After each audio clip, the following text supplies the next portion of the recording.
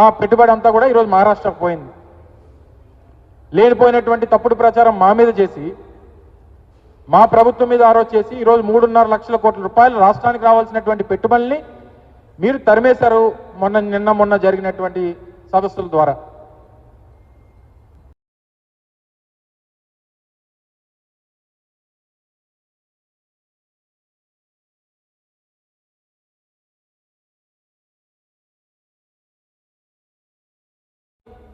ఈరోజు మీ ద్వారా ప్రజలకు తెలియజేస్తా ఉన్నాం. పోనీ అదేం పొల్యూటింగ్ ఇండస్ట్రీ కాదు, గ్రీన్ ఎనర్జీకి సంబంధించి 3.5 లక్షల కోట్ల రూపాయలు పెట్టుబడులు ఈ రాష్ట్రంలో పెడతామని చెప్పి ఆ రోజు జిందాల్ ఆ రోజు అప్పుడు ముఖ్యమంత్రి జగన్మోహన్ రెడ్డి గారితో చర్చించి ముందుకు వస్తే ఈ పెట్టుబడులన్నీ కూడా ఆ రోజు జగన్మోహన్ రెడ్డి గారి హయాంలో వారు ముందుకు వచ్చారనేటువంటి ఉద్దేశంతో నిన్న వారిని తరిమేసేటువంటి కార్యక్రమం చేశారు. మీరు బ్రాండ్ ఇమేజ్ గురించి, రాష్ట్రం గురించి, రాష్ట్రం గత 5 సంవత్సరాలు 2019 నుంచి 24 మధ్యలో ఏదో అన్యాయం జరిగిపోయింది, రాష్ట్ర అభివృద్ధి కుండిపడిపోయింది అనేటువంటి తప్పుడు మాటలు మీరు చెప్పారే. పర్ క్యాపిటా ఇన్కంలో 2019 సంవత్సరం అంటే తెలుగుదేశం పార్టీ ఆ రోజు అధికారంలోంచి దిగిపోయినటువంటి సమయానికి పర్ క్యాపిటా అంటే తలసరి ఆదాయం దేశంలో 18వ స్థానంలో ఉన్నటువంటి ఆంధ్రప్రదేశ్ రాష్ట్రం 2024 వైఎస్ఆర్ కాంగ్రెస్ పార్టీ ప్రభుత్వం దిగిపోయేటువంటి సమయానికి 15వ స్థానంలో తీసుకొని వచ్చాం.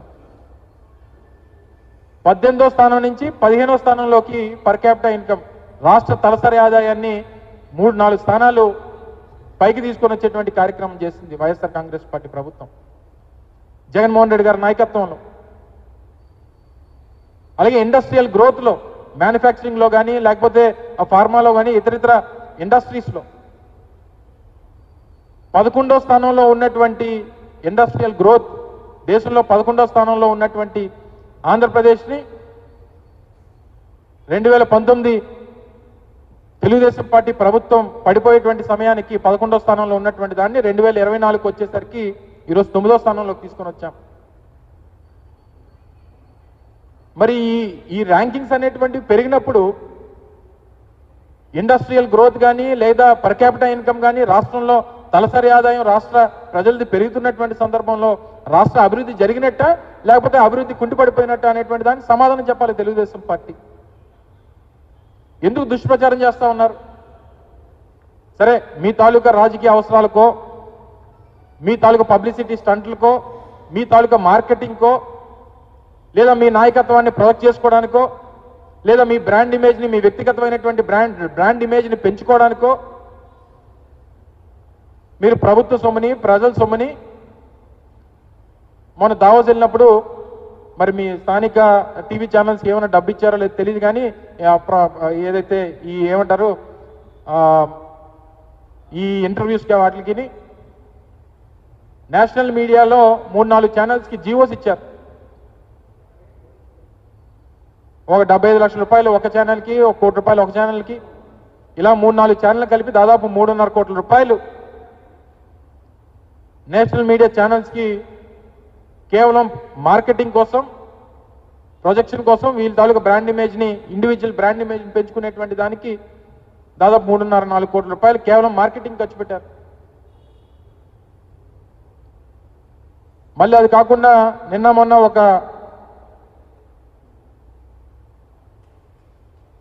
Information and public relations government of Andhra Pradesh ఒక కొత్త రిక్వెస్ట్ ఫర్ ప్రపోజల్ అనేటువంటిది వాళ్ళు ఆహ్వానించారు. ఇందులో ఇనీషియల్గా రాసింది ఏంటంటే గ్లోబల్ బ్రాండింగ్ అండ్ ప్రమోషన్ కోసం వాళ్ళు ఇచ్చినటువంటి రిక్వెస్ట్ ఫర్ ప్రపోజల్ ఏంటంటే government is not getting adequate positive publicity on government implemented welfare and administrative schemes and unable to retaliate the adverse publicity to. It is the need of our to boost up the image of government and the department as well. మేము చేస్తున్నటువంటి పనులకి సరైనటువంటి ప్రచారం రావట్లేదు, రాష్ట్రంలో అమలు చేస్తున్నటువంటి సంక్షేమ కార్యక్రమాలకి, ప్రభుత్వ పాలసీలకి సరైనటువంటి పబ్లిసిటీ రావట్లేదు. అలాగే జరుగుతున్నటువంటి దుష్ప్రచారానికి మళ్ళీ తిరిగి సమాధానం చెప్పేటువంటి దానికి ఒక ఏజెన్సీస్కి వాళ్ళు రిక్వెస్ట్ ఫర్ ప్రపోజల్ పిలిచారు. వీళ్ళు చేసిన సంక్షేమ కార్యక్రమాలు ఏంటి, వీరు తీసుకున్నటువంటి గవర్నమెంట్ పాలసీలు ఏంటి, అసలు మీరు ఏదైనా తీసుకుంటే కదా మంచి పేరు రావడానికి, మీరు ఏదైనా సంక్షేమ పథకాలు ఇస్తే కదా మంచి పేరు రావడానికి, మీరు చెప్పింది ఏదైనా చేస్తే కదా మీకు ఏదైనా పబ్లిసిటీ ప్రజలు ఇవ్వడానికి. ఏమీ చేయకుండా మీకు పబ్లిసిటీ కావాలంటే లేదా ప్రజల్లో మంచి పేరు రావాలంటే ఎలా వస్తుంది? 8 నెలలు పూర్తయిపోతా ఉంది, ఇచ్చినటువంటి ఏ ఒక్క హామీని నిలబెట్టుకోలేదు. పైపెచ్చు ఇష్టం వచ్చినటువంటి దుష్ప్రచారం ప్రతిపక్షం మీద చేస్తూ ఉన్నారు, జగన్మోహన్ రెడ్డి గారి మీద చేస్తూ ఉన్నారు. తీరా దావోస్ వెళ్ళి రెడ్ బుక్ గురించి మాట్లాడతారు. అంటే దేశంలో ప్రపంచ వేదికల మీద తీసుకొని వెళ్ళి మీరు పనికిమాలిన మాటలన్నీ మాట్లాడి రాష్ట్రం పరువు, దేశం పరువు, రాష్ట్రం తాలూకా బ్రాండ్ ఇమేజ్ ఇవన్నీ దెబ్బ తీసుకొని వచ్చేటువంటి దానికి మీరు 15-20 కోట్ల రూపాయలు ఖర్చు పెట్టారు. తీరా దావోస్ అనేటువంటి దానికి అనేక సంవత్సరాలుగా మీ తాలూకా ప్రచార యావకి మీరు చేసుకునేటువంటి మీ ఇండివిజువల్ పబ్లిసిటీ స్టంట్ల కోసం మీరు అదొక వేదిక మీరు వాడుకున్నారనేటువంటిది అర్థమవుతా ఉంది. గతంలో కూడా మేము చెప్పాం, దావోస్ సదస్సు వరల్డ్ ఎకనామిక్ ఫోరం అనేటువంటిది ప్రపంచ దేశాల్లో వివిధ దేశాలకు సంబంధించినటువంటి అనేక ప్రతినిధులు అలాగే అనేక మంది పారిశ్రామికవేత్తలు ప్రపంచ దేశాల్లో అనేక దేశాలు తీసుకుంటున్నటువంటి పాలసీస్ని మీద చర్చించుకునేటువంటి దానికి జరిగేటువంటి ఒక నెట్వర్కింగ్ కాన్ఫరెన్స్ అది. సరే, అక్కడ అనేక మంది పారిశ్రామికవేత్తలు వస్తారు, చర్చిస్తారు. మీరు అక్కడికి వెళ్ళి మీరు మాట్లాడినటువంటి మాటలేంటి? అసలు ఈ రాష్ట్రంలో 2019 నుంచి 24 మధ్యలో విద్యా వ్యవస్థలో తీసుకొచ్చినటువంటి మార్పులు బహుశా స్వతంత్రం వచ్చిన తర్వాత ఏ ముఖ్యమంత్రి జగన్మోహన్ రెడ్డి గారు విద్యా వ్యవస్థలో తీసుకున్నటువంటి సంస్కరణలు బహుశా ఏ ముఖ్యమంత్రి కూడా చేసి ఉండరు. ఆ విద్యా వ్యవస్థ గురించి కూడా మీరు నోటుకొచ్చినటువంటి మాటలు మాట్లాడతారు. అవి పూర్తిగా విద్యా వ్యవస్థను కుప్పకూల్చేటువంటి ప్రయత్నం చేస్తూ ఉన్నారు. ఎడెక్స్ ద్వారా లేదా టోఫెల్ జిఆర్ఈకి సంబంధించినటువంటి కోచింగ్ చిన్నపిల్లల నుంచి 3వ తరగతి నుంచి వారికి ఇవ్వాలనేటువంటి ప్రయత్నం, డిజిటల్ లెర్నింగ్ కోసం కావాల్సినటువంటి ట్యాబ్స్ ఇచ్చి వాళ్ళు ప్రోత్సహించాలనేటువంటి ప్రయత్నం, ఇంగ్లీష్ మీడియం ద్వారా వారి ప్రపంచ స్థాయిలో వారికి ఎక్స్పోజర్ ఇవ్వాలనేటువంటి ప్రయత్నం, నాడు నేడు ద్వారా ప్రభుత్వ పాఠశాలని ట్రాన్స్ఫార్మ్ చేసేటువంటి కార్యక్రమం, ఇంటరాక్టివ్ ఫ్లాట్ ప్యానల్స్ తీసుకుని వచ్చి డిజిటల్ లెర్నింగ్ అందించాలనేటువంటి కార్యక్రమాలు చేశాం. ఈరోజు డిజిటల్ క్లాస్ రూమ్స్ కానీ లేదా ఇంగ్లీష్ ల్యాబ్స్ కానీ ఇన్ని కార్యక్రమాలు గడిచినటువంటి 5 సంవత్సరాల్లో జగన్మోహన్ రెడ్డి గారి హయాంలో చేశాం. నిన్న ముఖ్యమంత్రి గారు మాట్లాడుతూ పోర్టుల గురించి మాట్లాడారు. మీ హయాంలో నిర్మించినటువంటి ఒక పోర్టు గురించి అని చెప్పుకోగలిగారా?